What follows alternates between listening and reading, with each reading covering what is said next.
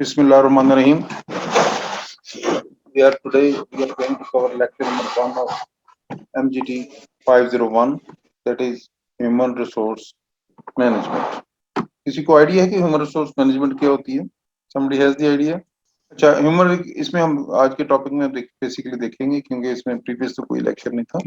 तो उसमें कि what is human resource management, what are the connected about human resource management, then overview, road map etcetera. इसमें human resource का क्या है, इसमें आज ज्यादातर इंट्रोडक्टरी टाइप हम बातचीत करेंगे, जनरल बातचीत करेंगे।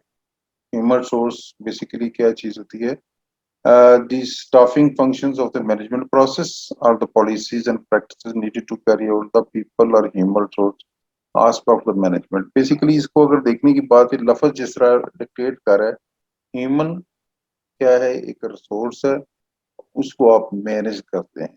ह्यूमन बीइंग जो एक रिसोर्स है, उसको आप मैनेज करते हैं, तो इसको ह्यूमन रिसोर्स मैनेजमेंट कहते हैं। इसके managerial function that try to match an organisation need. और बेसिकली इसमें क्या चीज है? ऑर्गेनाइजेशन को नीड को आपने पूरा करना होता है, स्किल्स एंड एबिलिटी एम्प्लॉयमेंट की को सामने रखते हुए।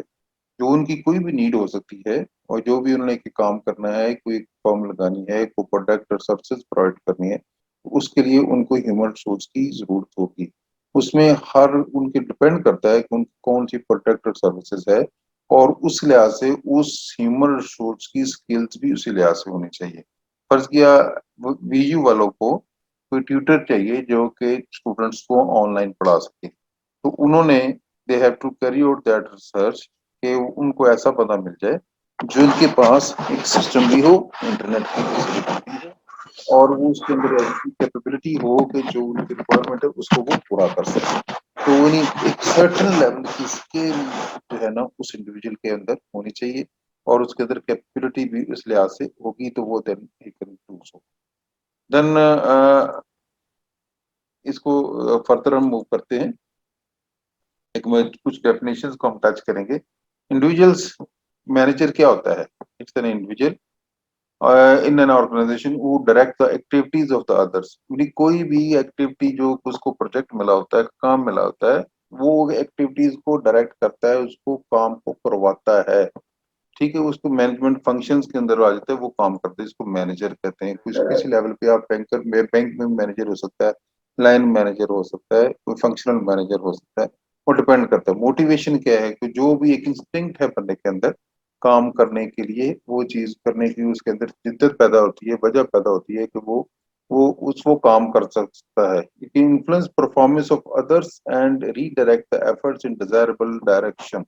बेसिकली कह ले कोई भी एक बंदा है, उसने काम उससे करवाना है, तो उसको कोई कोई भी वेरिएबल्स हैं जिसके बेस पे वो काम मोटिवेट होता है। एक तो है उसको रिवॉर्ड्स और रिकग्निशन वाली बात भी हो सकती है, बेसिक पे या सैलरी या डेली वेजर पे वो जो चीज मिलती है वो तो उसको मिलती है, ठीक है। वो एक तो उसकी एक लेवल ऑफ मोटिवेशन उसकी वजह से है कि उसको एक सर्टन पे मिलती है, अमाउंट मिलती है। अगर अगर उसको मंथली सैलरी भी है, तो फिर भी उसको डेज में डिवाइड कर लें तो डेज के लिहाज से उसको मिलती है, वो सैलरी मिल जाती है, that is right.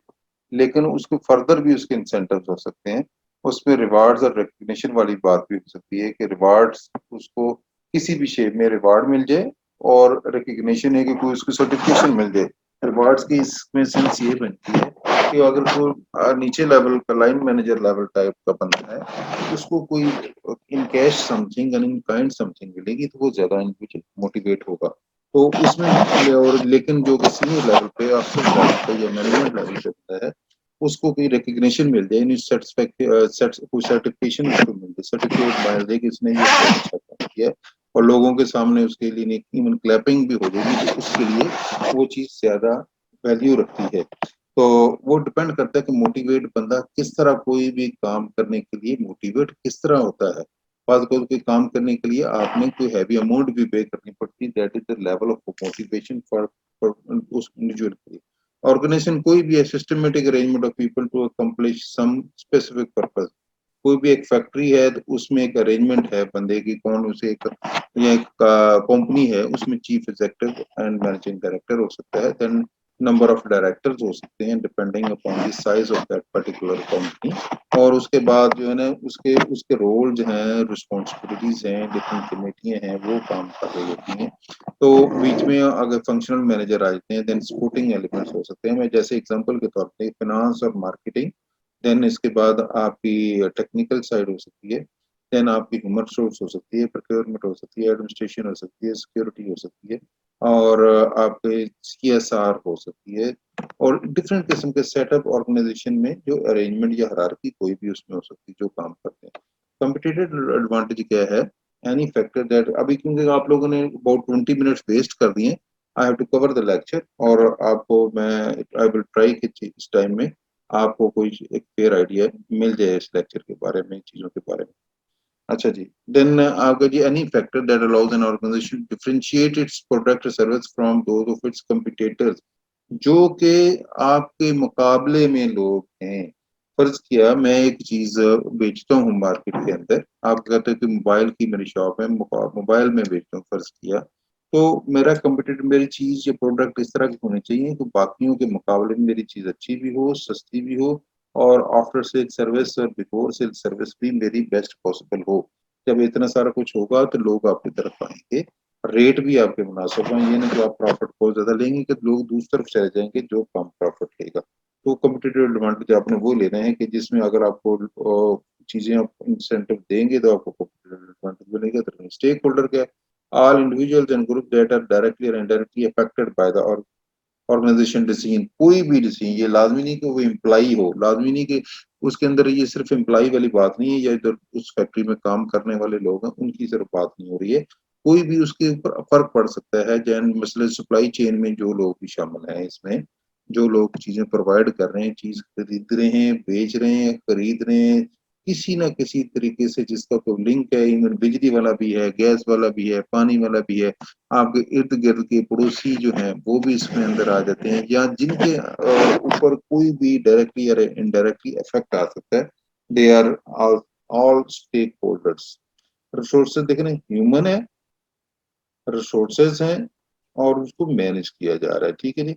Human resource को मैनेज करना, लोगों को, बंदों को मैनेज करना, ह्यूमन रिसोर्स उसको कहते हैं। देन फिर आगे जी वही सेम है, ह्यूमन रिसोर्सेज किधर से निकला, होमो सेपियंस सोशल एनिमल के तौर पे, ये आपकी बुक में भी दिया हुआ है। रिसोर्सेज है human, physical, financial, technical, informational resources, कोई भी इसके अंदर जो in terms of man power, in terms of people, human being, जो भी लोग काम कर रहे हैं।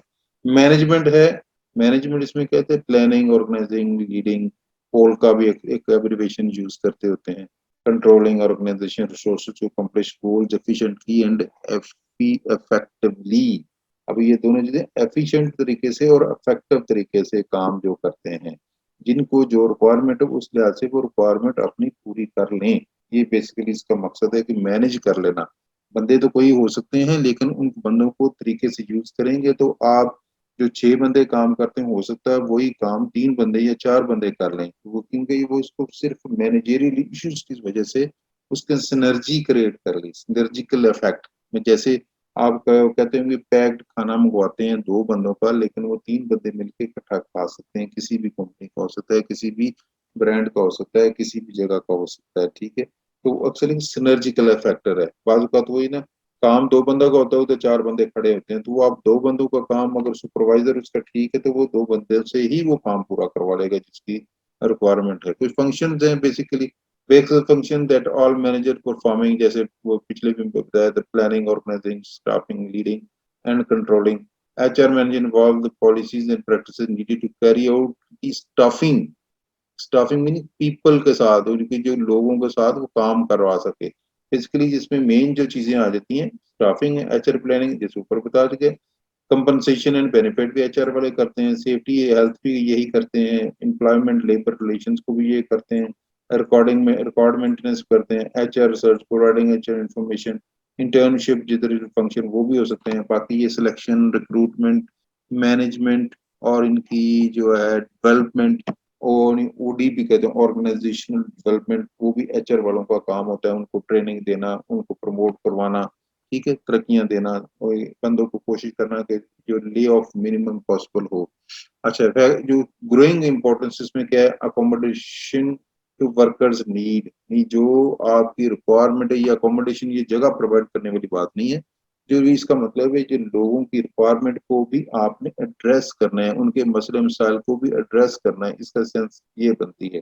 जो लोगों की रिक्वायरमेंट्स है उसको एड्रेस करना किसी भी शेप में हो सकती है। उनकी कंपनसेशन, उसकी जो पिछली स्लाइड में बताया कि कंपनसेशन का भी इशू हो सकता है, सैलरी रिलेशन रिलेटेड कोई इश्यूज हो सकते हैं, हेल्थ रिलेटेड इश्यूज हो सकते हैं, तो लीगल रिलेटेड कोई इश्यू हो सकते हैं, तो उनको करें। इंक्रीज कम्प्लिसिटी मैनेजमेंट, अच्छा इसमें ज़ाहिर है मैनेजर जॉब में जो कम्प्लिसिटीज हैं, अब वो भी इसको एचआर ने ही करना है, जो मैनेजर है उसी ने भी करना है, मसले मसाइल कोई भी चीज हुई थी। लेजिस्लेशन एंड लिटिगेशन में इक्वल एम्प्लॉयमेंट है, कंपनसेशन, सेफ्टी, लेबर रिलेशंस, वो आप लेजिस्लेशन को भी ही लीगल इश्यूज हैं बेसिकली, उनको मैनेज करना। कंसिस्टेंसी मींस के बेसिकली जो भी काम है वो कंसिस्टेंट तरीके से होता जाए, मैनेजमेंट कंसिस्टेंट तरीके से हो जाए। सडनली पता लगा ये कि आपके 20 बंदे आपकी जॉब को, आपकी फैक्ट्री को छोड़ के जा रहे हैं, तो then that will be a problem. लोग जो काम कर रहे हैं they should be keep on working in your company, ताकि आपके की जो उनकी एक्सपर्टीज आपने गेन की है, उनको आपने जो ट्रेनिंग दी है, उनको जो कोर्सेज कराए हैं, आपने उनके ऊपर खर्चा किया हुआ है, तो वो लोग ये ना कि सारी ट्रेनिंग कोर्सेज आपके खाते में करके तो किसी दूसरी के फर्म के साथ चले जाएं।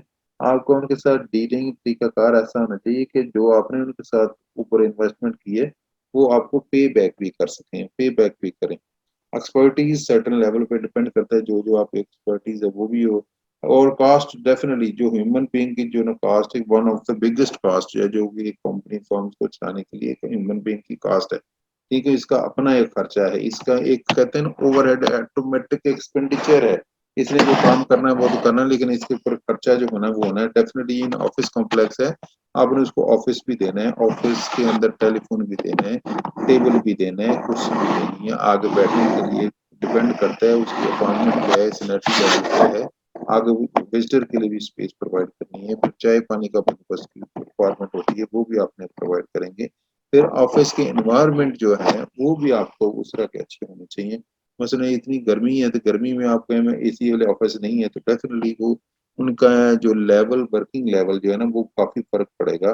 बंदे के लिए ठीक अगर हो काम करने वाले की, तो उसको एनवायरनमेंट भी अच्छे मिल जाए, तो उसका एफिशिएंसी लेवल फर्दर इंक्रीज हो जाता है, इनहांस हो जाता है। अच्छा जी, why are concern about HR? HR में इसके हम कंसर्न इसलिए हैं, हायरिंग अगर ये करते हैं, they help you get results, क्योंकि ये काम इन्होंने ही करना होता है, थ्रू अदर्स, दूसरे बंदों के थ्रू काम करना होता है।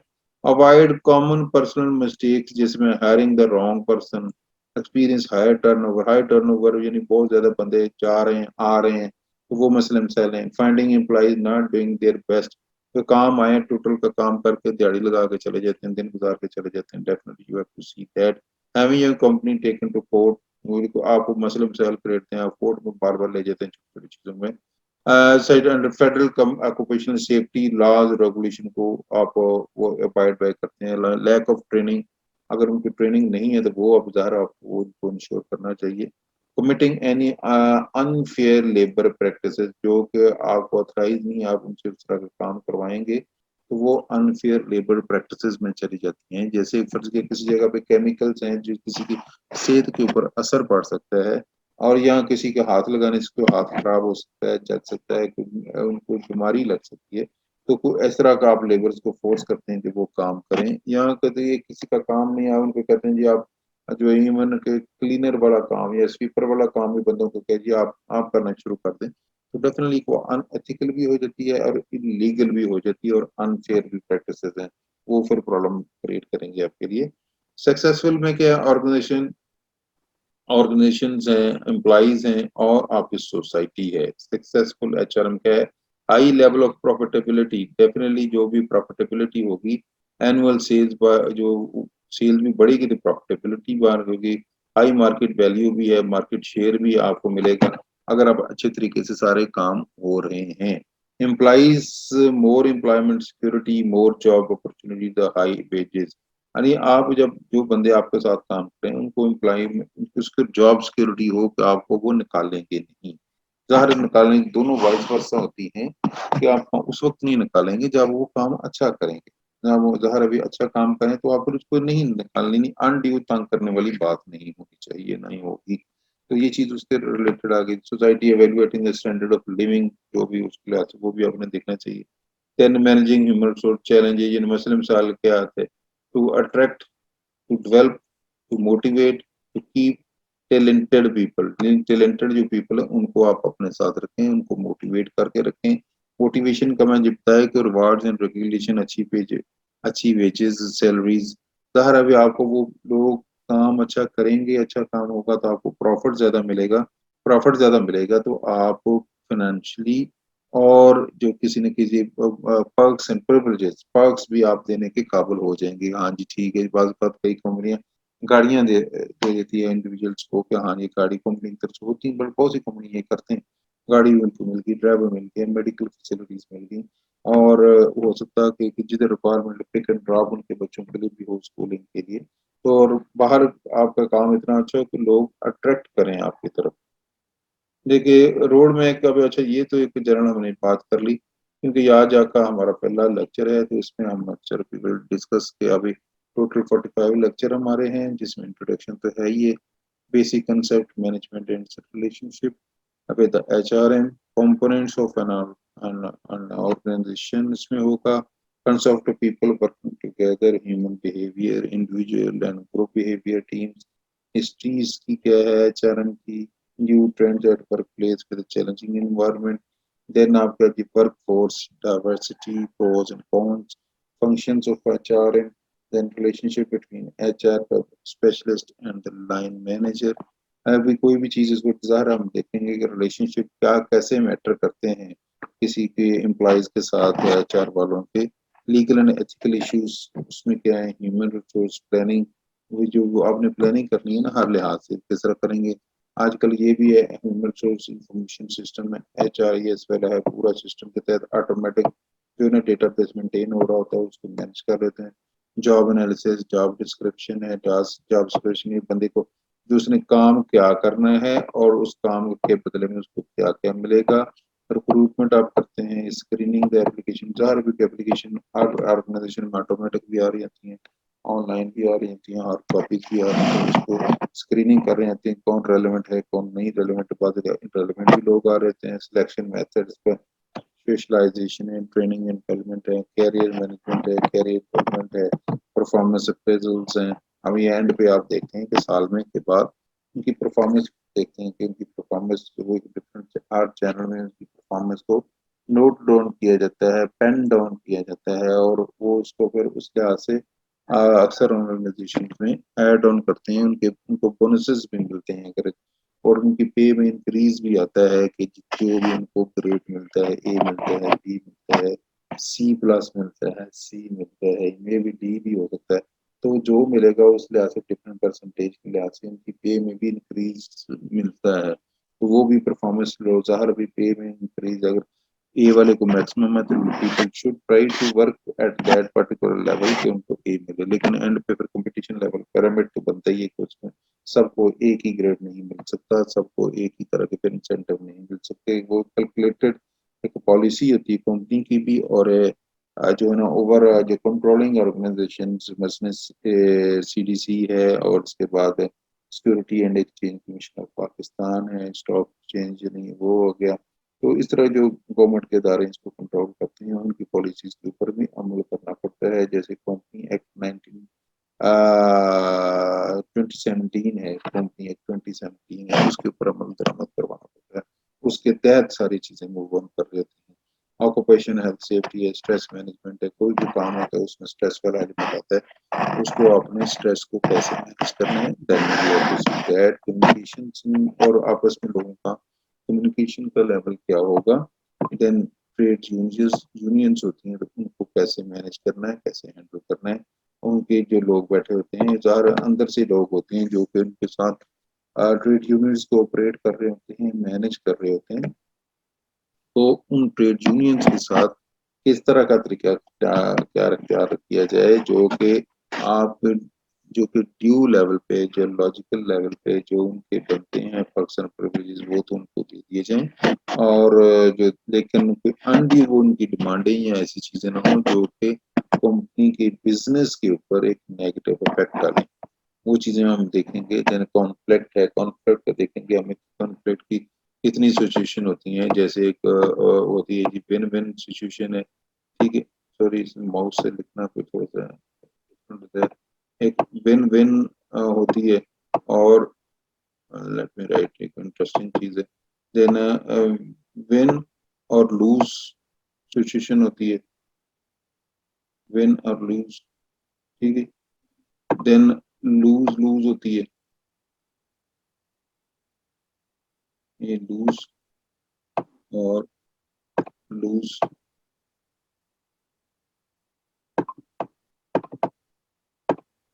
और तीसरी होती है जी आपकी लूज और विन, लूज और विन, ठीक है। लूज और विन, और ये इन्हीं चार किस्म की सिचुएशन होती है आपको जो कॉन्फ्लिक्ट मैनेजमेंट में। वो हम देखेंगे कि विन विन क्या है, ये सारी जब आएगा लेक्चर हम पूरी हम डिटेल में पढ़ेंगे। नेगोशिएशंस हैं, ये नेगोशिएशन स्किल्स हैं, ये बड़ी मैटर कर रही होती हैं कि आप जो भी काम करते हैं, आपको मसला मसाइल या कोई भी चीज़ है, आपके कॉन्ट्रैक्ट में भी नेगोशिएशंस हो सकती हैं, देन कॉन्फ्लिक्ट में भी नेगोशिएशंस हो सकती हैं, गवर्नमेंट ऑफिशियल्स के साथ भी आपकी नेगोशिएशंस होती हैं, आपके सप्लायर के साथ नेगोशिएशन होती हैं। Power and politics, power individual, कोई भी इंडिविजुअल लेवल पे लोग हैं उनकी क्या क्या पावर्स हो सकती हैं, और पॉलिटिक्स जो है वो क्या रोल अदा करती है, और उसको आप कैसे काउंटर करते हैं उसको भी हम देखेंगे। Then discipline point of view, कोई भी जिधर लोग काम कर रहे होते हैं उसमें मसले मसाइल तो होती हैं, डिसिप्लिन के इशू होते हैं।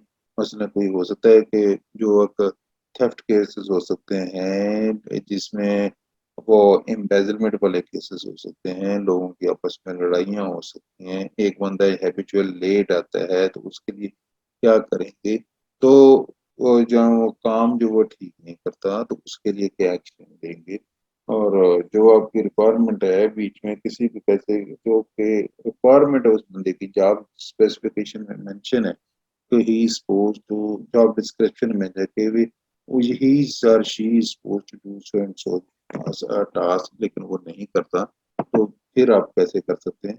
तो ये सारी चीजें आप देखने के बाद वो डिसिप्लिन को मैनेज करते हैं, कैसे किया जाता है। एम्प्लॉइज सेपरेशन, सेपरेशन है जब वो छोड़ जाता है ऑर्गेनाइजेशन को। एचआर ऑडिटिंग मीन के जो भी एचआर ने एक्टिविटीज की होती हैं, ऑडिट काम कर रही होती है, तो एक होता है इंटरनल ऑडिटर, एक होता है एक्सटर्नल ऑडिटर।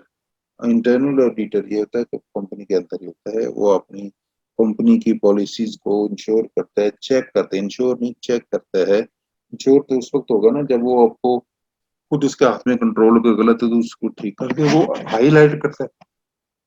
कोई भी मसले मसाइल ये उसको मतलब पता होता है, उसके पास कैपेसिटी होती है कि जो भी काम करना होता है तो वो उस चीज को जो स्टैंडर्ड जो स्टैंडिंग ऑपरेटिंग प्रोसीजर होते हैं, इंस्ट्रक्शंस होते हैं, ऑर्डर्स होते हैं, उनके लिहाज से चीजों को देखते हैं, और उस लिहाज से फिर अपनी रिपोर्ट तैयार करता है और लोगों को बताता है जिन्होंने सही काम नहीं किया होता। तो डेफिनेटली वो जब हायर मैनेजमेंट के पास चीज आती है, देन दे वुड इंश्योर के वो जो मसले मसाइल हैं वो उनको प्रेस कर लिया जाए। देन ऑडिटिंग की मैंने बात कर दी है। देन एचआर कंट्रोल प्रोसेस, यार एक मैकेनिज्म है एचआर के पास, कैसे कंट्रोल करना है, किसको कंट्रोल करना है, ह्यूमन बीइंग, पीपल, लोग, उनको कंट्रोल कैसे करना है। कंट्रोल की इसमें डेफिनेशन ये बनती है अगेन के पे ऑडिट था कि वो चेक नहीं कर सक, वो सिर्फ चेक कर सकता है खुद, वो नहीं कुछ करता, लेकिन एचआर वाले खुद कंट्रोल करते हैं कि लोगों को डिसिप्लिन पॉइंट ऑफ व्यू से उनका एक चेक बैलेंस कंट्रोल होता है, और ऊपर जो उसकी जॉब डिस्क्रिप्शन बताई होती है, क्या जेडी जो है जिसको उर्फ आम में हम कहते हैं, उसके लिहाज से लोग काम कर रहे हैं कि नहीं कर रहे हैं, उससे जो वायलेशन हैं उनको वो साथ साथ करेक्ट कराता है, बाय होप और बाय क्रोप मीन्स एक आप मोटिवेशनल तरीके से भी हो सकती है। जैसे एक टर्म यूज करते हैं, कहते हैं कि पॉजिटिव री इन्फोर्समेंट और नेगेटिव री इन्फोर्समेंट। पॉजिटिव री इन्फोर्समेंट है कि आप आप देखते हैं 8 महीने बाद अनाउंस करते हैं कि जो एम्प्लॉय बहुत साफ सुथरे कपड़े पहनता है और इन टाइम आता है, you give some reward to that particular individual. उन्हें कह जी ये इंडिविजुअल जी बड़ा साफ सुथरा भी है, टाइम पे पूरा महीना आया है और ड्रेस कोड भी इसका as per the dress code भी था और बड़ा साफ सुथरे कपड़े शूज हर चीज साफ सुथरा होके आता था। ओके, उसको कोई प्राइस दे देते हैं, मंथली आपने रखा होता है। ये हो गई पॉजिटिव रीइंफोर्समेंट। तो उससे क्या फायदा होता है कि जो नेक्स्ट टाइम जब आएगा तो बाकी लोग भी कोशिश करेंगे हम भी इस तरह अच्छा बने, अच्छा ड्रेस कोड को अडॉप्ट करें, अच्छे ड्रेसेस पहने और टाइम पे भी आए तो हमें भी वो सेम प्राइस मिल जाए और हम भी अच्छे लफ्जों में आ जाए। ये तो हो गई जी पॉजिटिविटी। नेगेटिविटी ये होता है, तो नेगेटिविटी ये कि आप पकड़ लें बंदा जो लेट आता है या अच्छा ड्रेस नहीं पहनता, आप उसको पकड़ के पनिशमेंट दे दें। जी, इसको कहते हैं नेगेटिव रीइंफोर्समेंट। इसमें जो है ना एक डर खौफ बैठ जाएगा कि हाँ जी लोग जो अगर ऐसा करने से ऐसे होगा, लेकिन खुशी खुशी वाली की के बजाय एक नेगेटिविटी वाली बात आ जाएगी कि नेगेटिव तरीके से they are being handled, they are being treated. Leadership in the organisation, ज़ाहिर भी लीडरशिप कोई भी है वो जो एक पूरा पैरामिड बनता है और पैरामिड में ही सारे काम कर रहे होते हैं। ठीक है, पैरामिड एक बन जाता है, पैरामिड के अंदर रहते हुए एक मैं इसको ये एक पैरामिड बन जाता है, जैसे ट्रायंगल कह लो। तो आपकी कोई भी एक लीडरशिप है, ऊपर इसे टॉप पे बैठा हुआ chief executive and managing director और इधर फिर बोर्ड ऑफ, जितने बोर्ड के डायरेक्टर्स हैं वो आ जाते हैं। ठीक है, बोर्ड ऑफ डायरेक्टर वो सारे आ जाते हैं। देन दरमियान में आपकी ये टॉप मैनेजमेंट आ गई पूरी, इसको आप पहले टॉप मैनेजमेंट वाला पिरामिड बन जाएगा। उसके बाद आपके आ जाते हैं, आपके फंक्शनल मैनेजमेंट आ जाती है। फंक्शनल जो बाकी लोग आ जाते हैं सीनियर मैनेजमेंट, और नीचे आप ऑपरेशन लेवल पे लोग आ जाते हैं कि जो एक्चुअल काम कर रहे होते हैं फैक्ट्री या कारखाने में। इसके दरमियान में टेक्निकल लेवल के भी लोग भी हो सकते हैं, वो भी दरमियान में आ जाते हैं। लीडरशिप की बात होगी, इंटरनेशनल डायमेंशंस वो उसको हम टच करेंगे। एचआर की इंटरनेशनल डायमेंशन है क्या और किस हम ऑर्गेनाइजेशन में किस तरह डील करते हैं और इंटरनेशनल लेवल पे इसके कोड ऑफ कंडक्ट या क्या चीजें हैं। कंक्लूजन रिव्यू फिर डेफिनेटली हम देख लेंगे एंड पे, जब आखिरी लेक्चर में इसकी क्या कंक्लूजन हमने ओवरऑल पूरे पैकेज में हमने देखी हैं और कितने नहीं देखी। अच्छा, ये अभी देखने की बात है आजकल स्टूडेंट्स के अटेंडेंस का लेवल इज क्वेश्चनेबल। ये कोई एक अपना नहीं तो ग्रुप बना लें काशिफ, जैसे इधर MGT 301 का एक बनाया हुआ ग्रुप है, तो एचआर के कितने स्टूडेंट्स हैं वैसे, है किसी को अंदाजा? जी MGT 501 का तो नहीं है, लेकिन हम बना लेते हैं। वो नहीं होगा मेरे ख्याल, एक इंडिपेंडेंट बना लें, आप भी ग्रुप एडमिन बन जाए। अगर उसमें बाकी जितने भी एचआर वाले हैं लड़के, जो ये स्टूडेंट्स रहते हैं लड़के या लड़कियां कोई भी है, वो सारे इसका हिस्सा हों ताकि इसमें एक तो क्लैरिटी भी रहे। जैसे आज शायद लोगों को पता ना हो, आई कांट से एनीथिंग, तो ताकि अगर लेक्चर दिए तो बंदे स्टूडेंट्स अवेलेबल तो होना। वैसे एक या दो स्टूडेंट्स को लेक्चर देने का पर ऐसा मजा नहीं है, बंदा एफर्ट मेरी तरफ से तो एफर्ट पर 200 स्टूडेंट बैठे हो या दो एक बैठा हो, मेरे लिए तो एक ही काम है, एक ही बनता है, मेरे लिए कोई फर्क नहीं पड़ता। लेकिन है कि मेरी खुशी वाली बात उस वक्त होगी ना कि ताकि मैक्सिमम स्टूडेंट्स इसका फायदा भी उठाएं, अदरवाइज तो फिर इसका मजा नहीं नहीं, है। बेहतर होगा सर, इसको हाँ हम बना लें, डिफाइन कर और लेते हैं। ये ना काइंडली सबको इन्फॉर्म कर दें मेरे को जो भी है। और ये जितने स्टूडेंट्स हैं एक ही आके अपना नाम नंबर नाम लिख के और लिख देंगे एचआर, और साथ मुझे मेरे इंडिविजुअल व्हाट्सएप नंबर मेरा सेम ही है, मैंने इसको मैं आपको चैट में टाइप कर देता हूँ, सेम नंबर है यही 032150।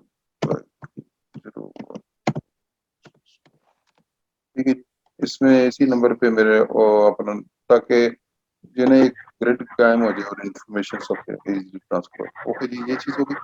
Then I think so this is the last slide. Yes, this is the last slide and we will close our session today. और we will just touch upon के इस lecture में कि HRM है क्या, और इसको हम इसकी डेफिनेशन और डिफरेंट किस्म की हमने डेफिनेशन पढ़ी जो कि रेलेवेंट बनती हैं थ्रू आउट किसी न किसी शेप में हम इसको यूज करते रहेंगे। और सोर्सेज क्या है, ह्यूमन सोर्स क्या चीज होती है, से लफज बना सोशल एलिमेंट और ये और इसके फंक्शन बेसिकली क्या आते हैं, करता क्या है एचआर जो है, फैक्टर्स क्या हैं contributing to the growing importance of HR and why we are concern, इसलिए हम कंसर्न है कि जो रिजल्ट अचीव करना चाहते हैं वो कर लें, जो हमसे गलतियां होती हैं वो हम रिपीट ना करें और कम्पिटिटिव एडवांटेज हम गेन करें। इसकी सक्सेसेस ऑर्गेनाइजेशन एम्प्लॉइज और सोसाइटी पे डिपेंड करती है। मसले मसाइल क्या आते हैं, लोगों को कैसे अट्रैक्ट करें, डेवलप करें, मोटिवेट करें, टैलेंट रिक्रूट करें, और ये रोड मैप मैं बता दी 45 लेक्चर। ओके जी, थैंक यू वेरी मच, और इंशाल्लाह we will stay in touch. इसकी रिकॉर्डिंग भी वो मैं देखूंगा, वो भी सेंड करूंगा, बाकी हम बात। Thank you very much.